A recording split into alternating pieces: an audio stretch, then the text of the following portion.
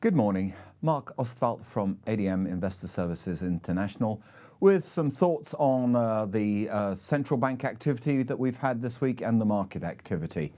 I'm going to start off with the activity in the S&P 500 futures. Two charts. The first one is to highlight the point that after the big slam dunk that we had a couple of weeks ago, we do seem to be getting a lot of volatility. But on the other hand, while we are volatile, we do seem to be very pinned to the 200-day moving average, which on that chart is the 3052 red line that we've got there. And I think that indicates a certain degree of ambivalence in the market about which way they should be jumping, having had the sell-off and taken some of the extreme overvaluation out of the market. The next chart is the same sort of thing, but just to indicate roughly where the range trade is at the current point in time. Obviously, there's a big gap above at some point, which will probably have to be filled, but those sort of gaps sometimes actually take years to be filled. So S&P 500. Moving on. Let's compare that with the US 10-year Treasury yield. Now, by comparison, that has been a straight line down. I think the instructive part, given that this is a 10-year chart, is just how sharp this move has been by comparison with the Euro crisis. So that's that big sharp fall back in 2011.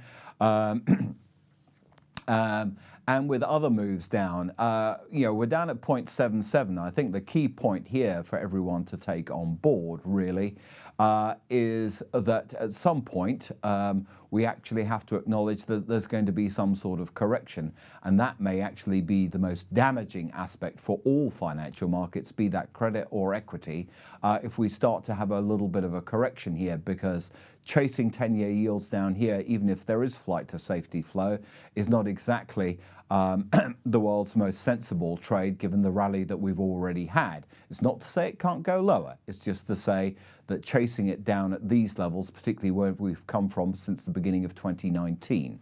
So my fourth chart is a very simple one, just to emphasize just how much volatility we have in financial markets at the moment. That's the Move Treasury Volatility Index and the VIX index. As we can see, particularly over relative to last year, we're still at extraordinarily elevated levels, and we are likely to remain so given the chop that we've seen both in the equity index futures and indeed in US Treasuries. I should sort of emphasize at this point, I'm just using the US because it is the most deep and liquid market that we have. So finally, my final table here is about world interest rate expectations. We had the 50 basis point cut from the Federal Reserve and from the Bank of Canada. We've had 25 basis points in Australia. I think the important thing in Australia and Canada is it's not less than 3-4 weeks ago that both central banks were saying that the balance of risks in terms of returns, the risk-return reward, was that they didn't want to fuel any further push in their house prices, particularly given the high levels of household debt in both countries relative to income. They're about 180% in both. It leaves the question, though, is this the right solution? It's not to say that they shouldn't try and mitigate the effects of that we're going to have on demand from supply shock, but surely it would be far more effective to introduce measures such as tax credits, targeted support for the economy from governments, rather than encouraging the most high-risk sectors to borrow more and increasingly support zombie-type companies. And I think that's going to be the challenge as we go forward, because rolling back tax cuts is far more easy than rolling back interest rate cuts, as we've seen over the past 10 years. And those are the thoughts for this week.